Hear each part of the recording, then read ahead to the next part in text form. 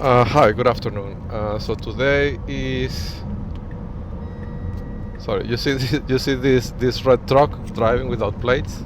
I wonder why the Fort Bend police doesn't stop this guy. Anyhow, today is February 25, 2026, and it is 2:35 p.m. U.S. Central Time. And I am driving right now. I'm on my way to. I'm gonna say this, so to give all the teams the opportunity to get there. So I'm gonna go to the electronics store called Electronic Parts Outlet in it's near the 8. The Chinese are gonna probably. I mean, they're probably already there. So it's gonna be fun. So today I'm going to give the head. I just started driving like 5 minutes ago, but I can see because I have a prototype for identifying the function chart. And I'm testing it, right? Like it's the first time I'm running this on the phone. But from what I can see through this software, it seems like today the interceptors are gray sedans, and the visual markers for the Chinese satellites are orange. That seems to be the setup so far. But I don't know. Let's give it. I mean, this kind of systems, like the more data it sees, the more precision it gets. But so far, it looks like that's the situation. It's today's gray sedans for level 2, and orange, large orange objects for, like trucks and for tagging, right? When they lose me. So that seems to be the setup. So we don't have much time because it's going to be a short drive, but I just want to give you some updates. So this will be demo D114, 114. And a lot of interesting things happened in the last 24 hours. Like this is one of the. So this I'm going to talk about is more on the legal side of things, right? So see, this is level 1, white. Today, white is level 1. See, he broke away the moment I said legal, right? And I'm waiting for the gray vehicle. Oh, the gray is here. You see, it's ahead of me. I hadn't seen it. So the level 2 is Nicole Honduras Mama 0726, and it's a Subaru. I don't know what model this is. I can recognize it. I'll have to check the logs. But it's a man, maybe 50 years old, white beard. But you see, this confirms it, right? So white today, whites are level 1, and level 2s are gray. By the way, I saw through software, now that I'm talking about cars, I saw through software that they seem to be always leaving me alone with one of the L2s in the exits of the highway. So it seems like they are probably, afraid, and they take that opportunity to create buffer, right? Because, that's why everybody else stays behind, to create that buffer in the exit, when I take an exit, right? So in that short period of time, maybe 5-10 seconds, I'm alone with the L2, and that's where they download the audio, I imagine, right? That's why they do it. So the name of the game for them is to chase these exits, right? Is what they're trying to do. To download, all the audio they can, with little risk, right? They think. Okay, so that's the situation. That's the setup today. So yes, I'm going to talk about legal topics, right? So a lot of interesting things happen, right? And I think this is one of the worst mistakes they've made. And I think, like this is something, I haven't really had a chance because I've been busy exploiting the mistake. It's been non-stop. But I think it's worth, taking the time to analyze, why they made such a horrible mistake. I mean, what in their setup, right, in the system, what is that failed? Something failed, right, obviously, that made them make this mistake. I mean, how is that the TTP Well, I guess there's many questions here, right? One is, why is the TTP did not protect them against this, right? Is this just such an special situation that they couldn't foresee in 30, 40, 50 years doing this? Or is that just out of desperation they are thinking on their feet? They're not really going by the TTPs. I don't know, right? And the other question is, how has this not happened before in 50 years, right? So I want to tell you what the failure was, okay? So the failure was, well, it was a sequence, right? It's related to what I described on demo 113, what I showed you, in the video that is posted on YouTube. You will see even the proof of the tampering with the docket, right? So the clerk tampered with the docket, like she changed the timestamps of the filing to justify or to cover for the judge, right? So the judge wouldn't be obviously exposed to to a prosecutor, basically, right? So they tampered with the docket, and then they did this wire fraud. It's wire fraud, really, because they are using the electronic systems of the court which is an interstate electronic system, communication system, to defraud me of money and property. So that's what they did, right? But the crucial mistake was, well, I guess this is probably why the TTP failed, right? Because I am unemployed. That's the reason why this failed, right? Yeah, I think that's probably the reason. I mean, this is what went wrong, right, for them. They didn't think of this, and it's not written in the TTP. So this is what failed, right? So they did all that, right? And the idea was to enter an order. I mean, this is what the TTP probably says, right, in the manual that the ACME law has. They enter that order for contempt, right? The target gets distracted by looking at the contempt, the possibility of incarceration and all that. But the real weapon is that along with the motion for contempt, there is an order for garnishing wages, which in the US means that they can send this order to your employer, and their employer will or could has to withhold from your income, from your paycheck, what the order says, right? So Troy Pickett filed this proposed order for garnishing of income with the court. And when the judge Telfair signed the thing on this Sunday, right, because he's such a hard worker, he signed the motion for additional temporary orders, they called it, right? That's what he put in the docket. But in the order, it says that he also signed other orders, right? But it doesn't say exactly what he signed, and crucially, they did not serve me with the order for the sign order, right, for the income garnishing. That order is not in the package that they served and they put in the docket, right? So this is another mysterious secret order that they have that I cannot even know what it says.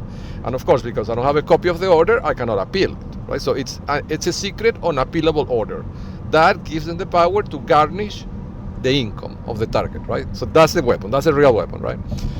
But the problem they had is that I'm unemployed. I'm unemployed because Elon Musk, when they got desperate, when I realized that they had my house and my Tesla bought, Elon Musk fired me from Twitter, right? Personally, right? I imagine, right, to separate himself from the problem.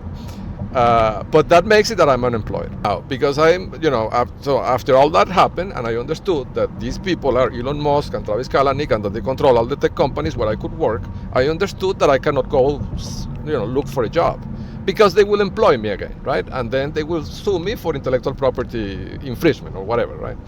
They will find an excuse to sue me and to drive me into bankruptcy that way. So I can't go and look for a job, right? So I've been unemployed and basically fighting with them full time for the last, since 2023, right? February 2023.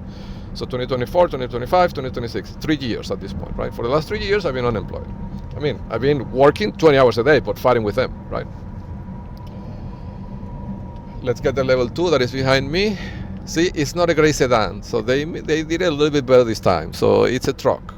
It's a Toyota, and it's a Robert Nicole Charlie 0645, and it has a backup behind it, which is Kilo Zulu Nicole 1337. So they did it a little bit better this time, right? But okay, so going back to the topic, right?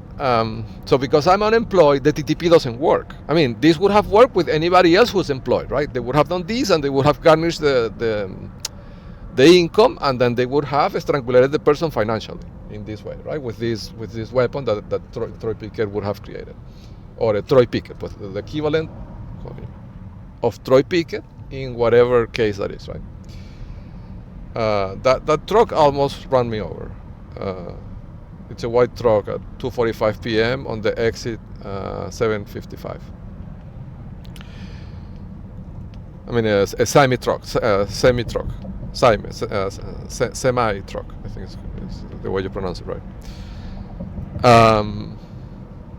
Anyhow, so yeah, so this creates a problem, right? Because I'm unemployed, they can't write, what is the employer. This order has a field that they have to put who is the employer, right?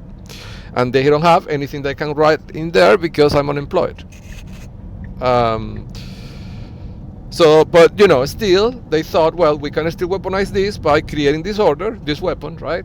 This unappealable order that we're never going to show to him, as they did on April, the same thing, right?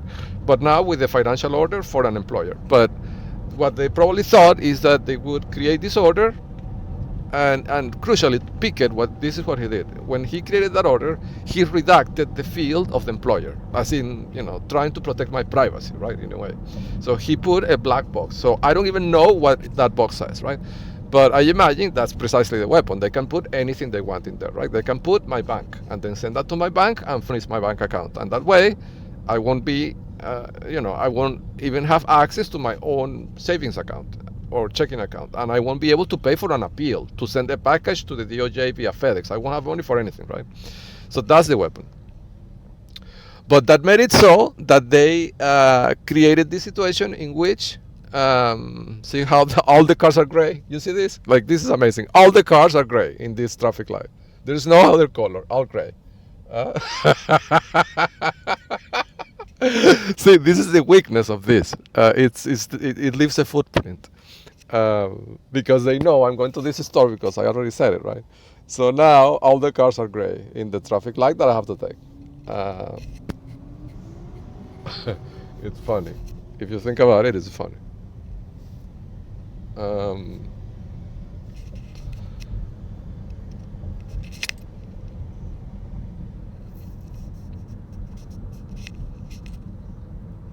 Okay. So, yes, so sorry about that. I'm just setting up the GPS.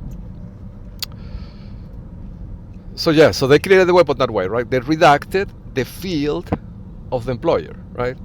To then be able to make it flexible, right? And send it to any bank, to anything, right? Wherever they want to harm me. And that's what they did, right? But this creates a problem, right? I mean, this creates a weakness that I can exploit. And this is what I've been doing for the last, 12 hours. I've been having a lot of fun today with this. So let me tell you, what they didn't foresee, right, is that during these previous years, they made also the mistake that they gave me a job at Goldman Sachs to steal the Calcularo health technology. That was the goal, right? And they did it, like they stole it. But in that process, they put me to work in search in a team that is called Neon. And I've talked about this in other demos, and the manager of that team was Mayur Thakur, who was my manager at Google, right, previously. He left Google to go work on that. And it's a search engine for compliance, right? So this means that I spent, those years at Goldman Sachs, I don't know how many years it was, probably 2 years and something, almost 3 years. I spent them working with people that work in compliance, right? And I became accustomed to this world. I learned about this world that I wouldn't have learned otherwise if they hadn't put me in that situation, right?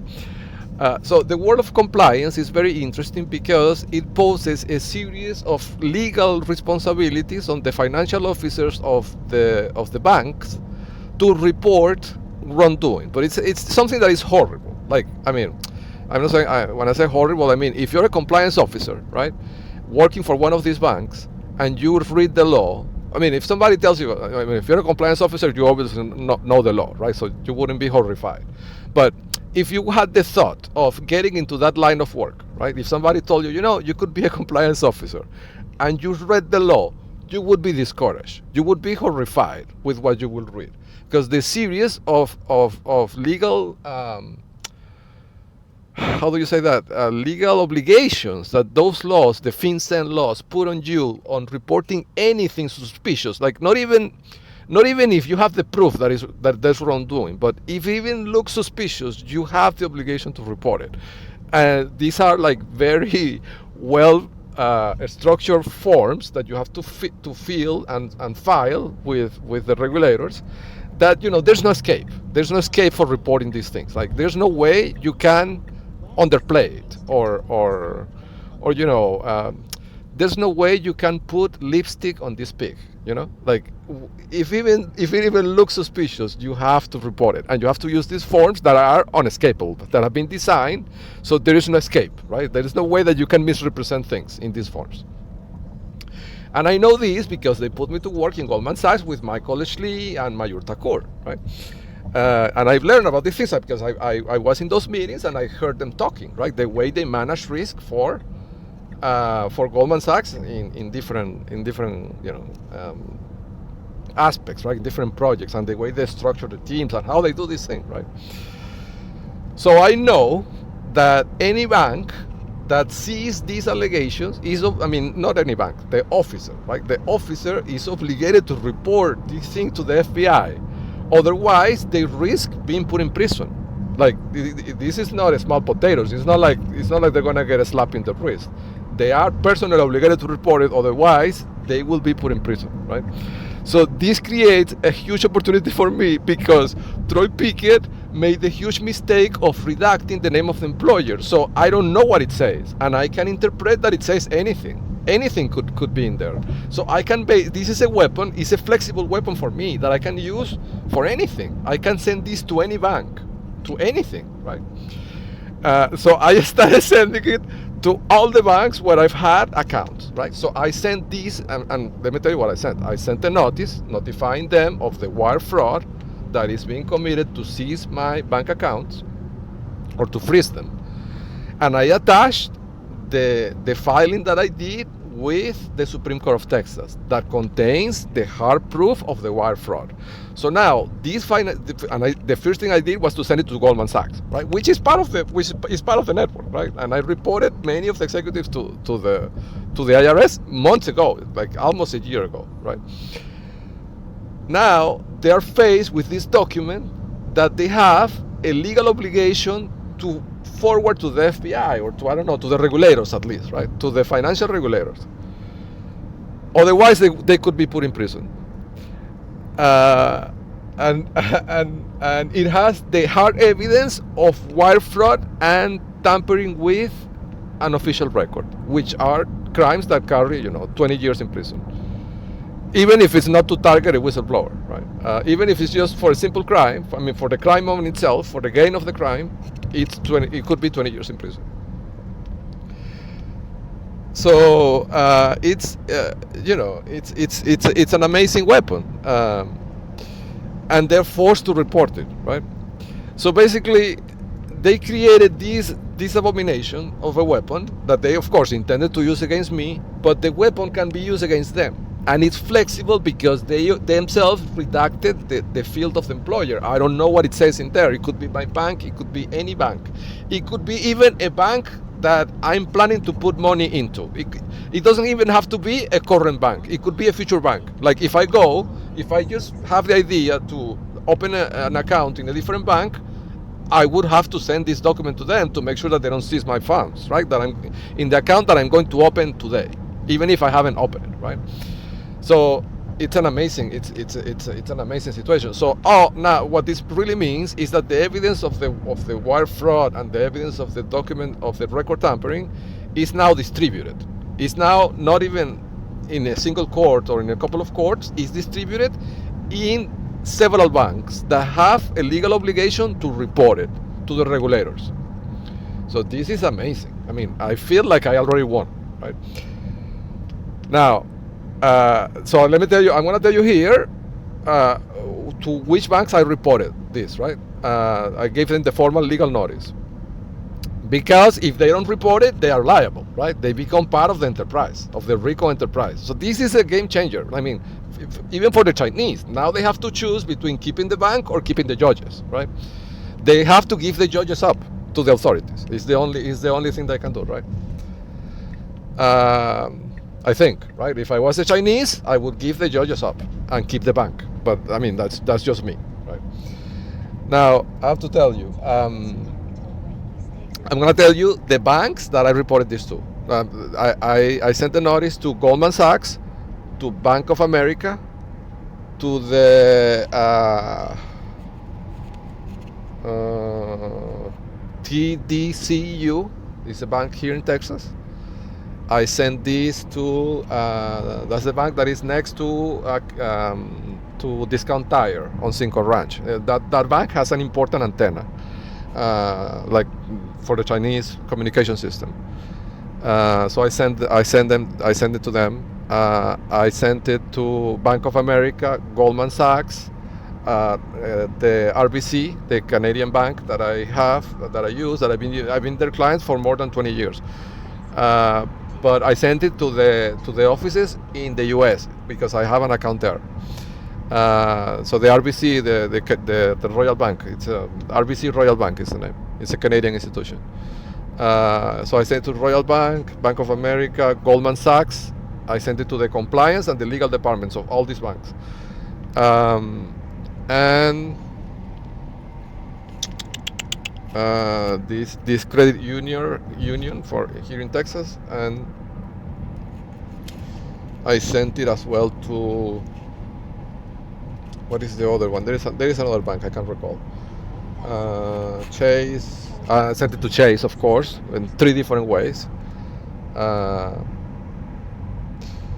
the way, Chase was kind of avoiding to be served, right? Like I called the customer service number and the woman refused to give me the phone number or the fax number of the legal department. And this is public information. I found it in Google, but she refused to give it to me.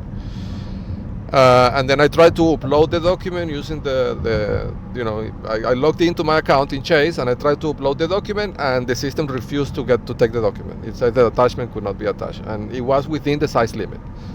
I don't know, it could have been intentional, I don't know. But anyway, I sent it physically and I also faxed it to them and I also sent it on a plain text message, like on a plain message without attachment, but sending them a link to the document, right? So 3 different ways. But don't leave because it gets even better. So after this, I realized, well, but this also applies to, I mean, even if I'm not employed, who's to say that Troy Pickett could not go and send this, secret order that he has to a past employer of mine? I don't know. Maybe there is some pay compensation that I never claimed at Goldman Sachs, like for example, right? So imagine that Goldman Sachs owes me $500 that I did not, when I finished working there, I did not claim, and unpaid wages or travel expenses that I did not recover, right? Well, Troy Pickett could go and get that, right, with this weapon that he created. So I have the right to send this to Goldman Sachs now as my employer. So I send it to them as my bank because I had an account with them for the 401k, and I also send it to them and I'm gonna open an investment account now at Goldman Sachs. I'm gonna do that today to create more liability there. But I also sent it to them as my employer, my former employer, right? In case there is something that I haven't recovered from them from past employment or travel expenses, to make sure that Troy Pickett cannot get it. So now the human resources department of Goldman Sachs, which is the same that deceived me with the business insider rules, has this document on their hands. And they also have the obligation to report it, a legal obligation, because they're a bank. They're bound by the same rules as the traders, right? So it's horrible. It's a horrible situation for Goldman Sachs. Also, applying the same logic, I sent it to Twitter, right? Where Elon Musk bought the company, right? And called me to a code review in person in San Francisco with him. I mean, he was supposedly right going to review my code, and he called me. Sorry, the traffic is a bit.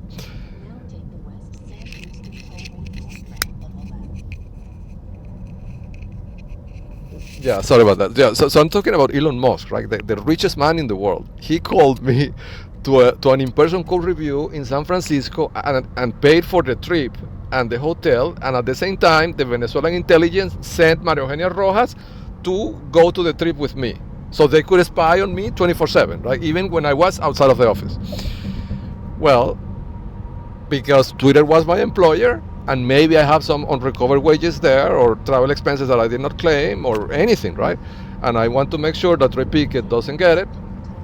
I also have the right to send it to Twitter. So I sent it to the Human Resources Department of Twitter. And it's the same. They have the legal obligation to report this to authorities because there's allegations of wire fraud and tampering with a federal witness. They can't ignore this, right? By the same logic, I sent it to Google, where Major Takur was spying on me for years with Michael Schupper and Hila Becker while I was competing with Piero Midyar and eBay and PayPal. So now they have an obligation to report it, right? And by the same logic, I sent it to Yahoo, where Nam Nguyen and Julien Lacomte were spying on me with, what is the name of the other guy? Stoyan Stefanov, right? He said he was Ukrainian, but I imagine he was really Russian, right? He's the equivalent of Pavel Chatilov, right, in Yahoo. He was. So all of them were doing the same thing because I was doing loquegustes.com, which was trying to compete with, MercadoLibre.com in Latin America.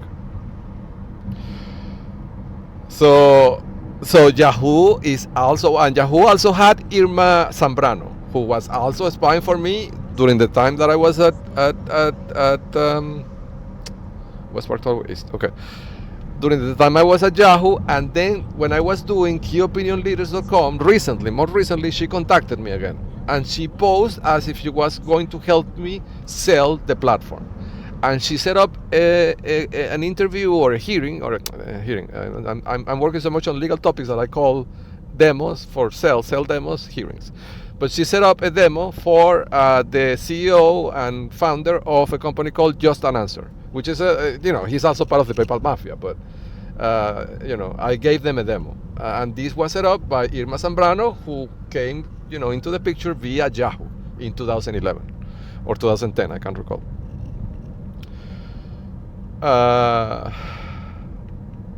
Yes. So now all my former employers have this nuclear bomb that I don't know what they're going to do with it, right? They have to report this to authorities. So what I'm trying to tell you is that this mistake that they made created a situation in which Troy Pickett solved my biggest problem. My biggest problem is, how do I reach the FBI? But now they have to reach the FBI for me. They have to, right? Because, I mean, if they don't, and say that they, assume for a second that they do succeed at harming me, there's going to be an investigation, and the FBI is going to find out that they knew, and that it's going to be worse, right? The penalty is going to escalate. And remember, we're in Texas, and there's death penalty here in Texas, so be careful with that. But it's amazing. It's amazing how Troy Pickett, inadvertently, by incompetence, solved my biggest problem. It's amazing. But of course, right? This was a series of coincidences, right? I mean, if I had been employed, the TTP would have worked. But it didn't work because I was not employed. And they didn't know, probably, Troy Pickett didn't know that I had this piece of knowledge. Like, I guess this is where the flaw really is, right? That Troy Pickett, he's following just a recipe, right? He doesn't really understand who I am, right? He doesn't understand what I know, my capabilities, right? My experience. He doesn't know. He doesn't know what I'm able to do, right? If he had read my resume, he would have known that I worked, with people that work in compliance in high finance, and that I know that they have an obligation to report, you know, anything suspicious. Maybe they would have foreseen this, right? But they didn't do it because they're just following the recipe. I think that's the weakness, right? They don't have the agents are not really doing their homework, right? They're just following what the paper says or what the app says. So you see, I'm getting to this traffic light, and again, there's a gray vehicle in front of me. This one is Michael Honduras Papa 5491. By the way, one thing I've noticed, the number of cars that have the espionage machine, the Chinese espionage machines installed behind the rearview mirror has decreased, and now it seems like it's been replaced by phones. So many cars don't have this device, but they have a phone in the windshield, like those, like the one I'm using. It's an adapter that you can basically, it's like it's a piece of plastic that you can attach to the windshield with a suction cup, and it holds your phone. So the cars that have the espionage machine don't have the phone, and the cars that don't have the espionage machine have the phone. That seems to be the setup.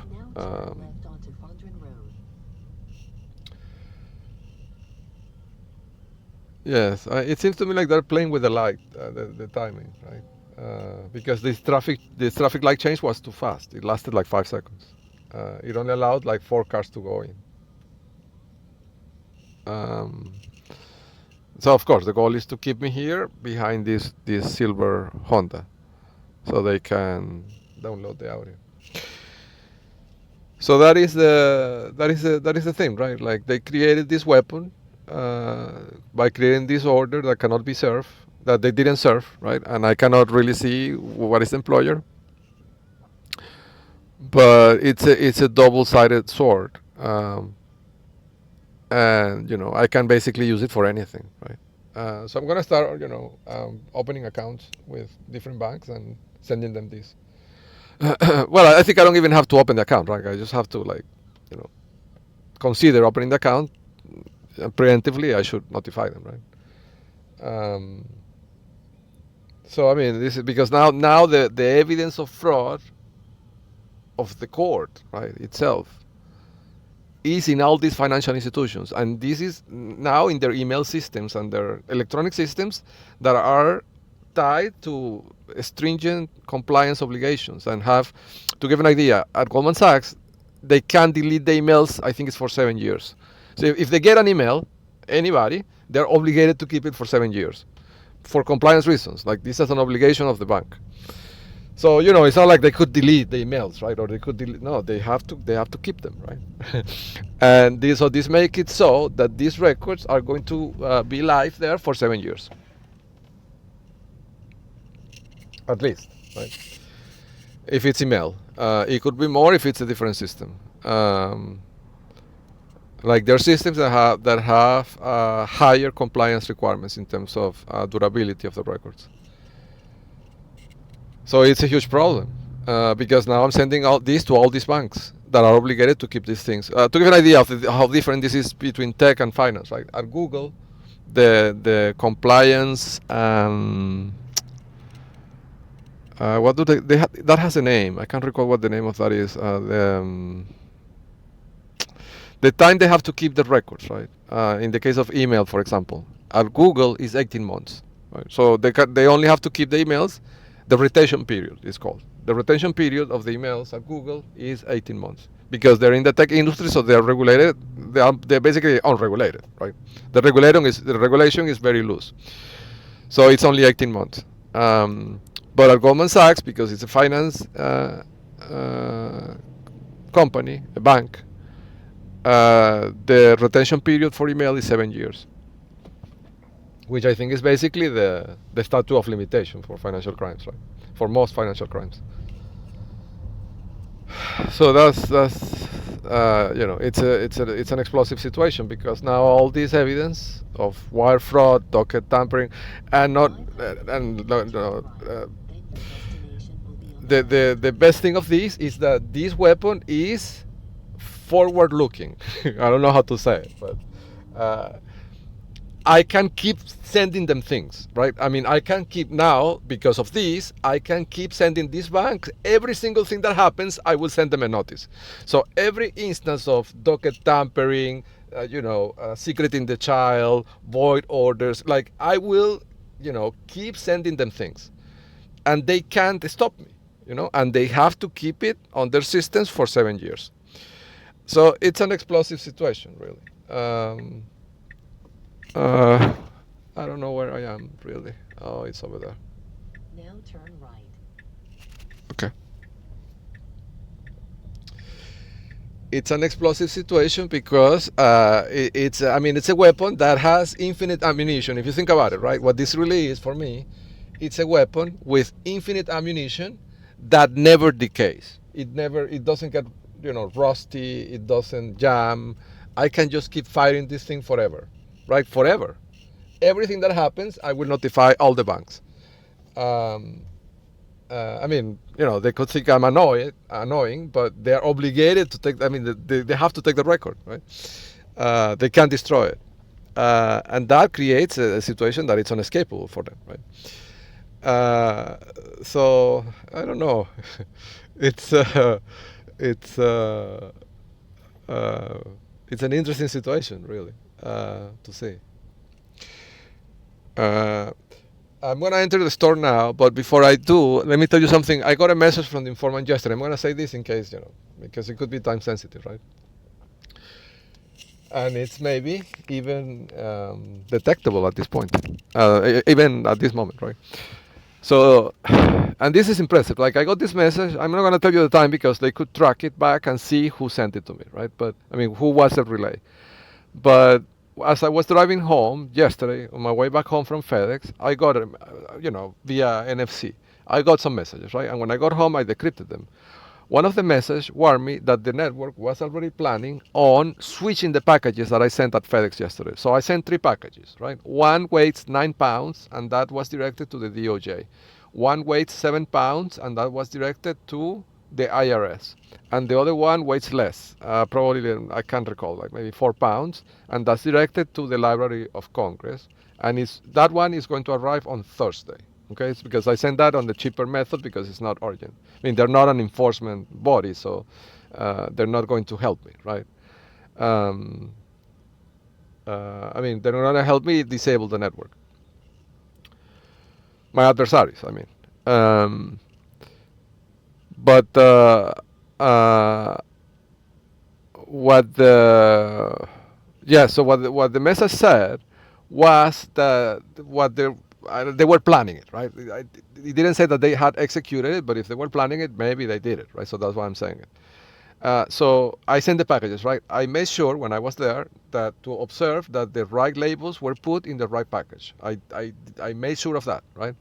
And I was very careful to make sure that the person, the attendant, did not switch the labels, right? So because an attack could be that I thought of this when I was at FedEx, that the package for the IRS gets ultimately sent to the DOJ, right? So they get the wrong forms, and the package from the DOJ gets sent to the IRS, and the IRS doesn't know what to do with that, right?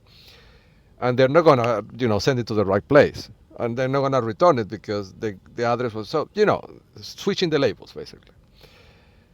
Well, I had this idea yesterday, right, when I saw that the lady was reluctant to put the labels. But then I get this message saying that they were planning on doing the switcheroo. So if I thought of that and they thought of that, maybe they did it. That's what I'm mentioning, right?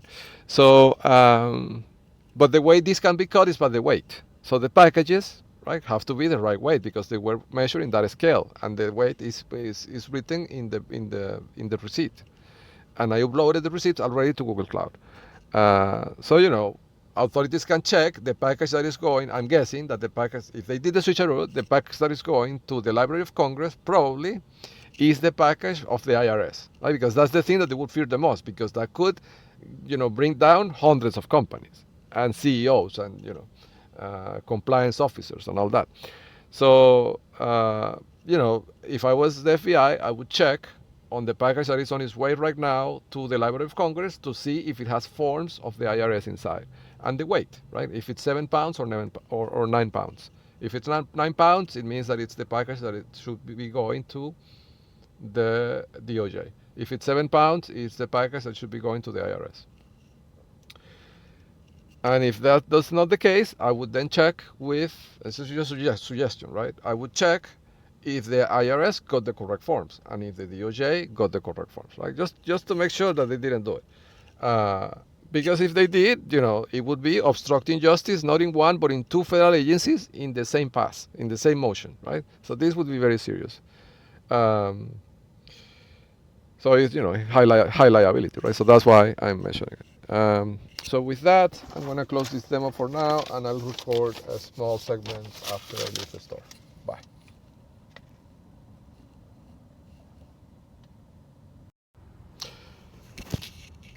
Yes. So one note I wanted to add on the thing about the packages and the labels and the switcheroo is that yesterday when I sent the package at FedEx, when the lady attached the labels to the packages, I put plastic tape on top of the labels. Like I basically, wrapped the packages on the two directions with tape, and I made sure to pass the tape through the labels, right? To make it difficult to change the labels, right? To secure the labels to the package, basically. I'm just, mentioning this in case, right? In case this is what happened. You could check if the labels are protected by the tape or if they were moved, right? Or if the box was changed. I don't know. In 500 feet. Yeah, but I think the easiest way to see this is with the weight of the package, right?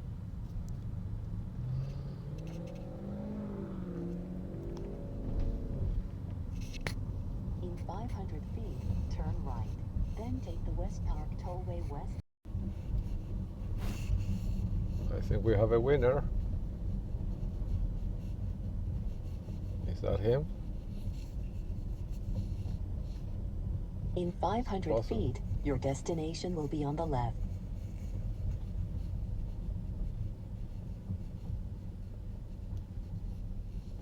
Yes, it's him.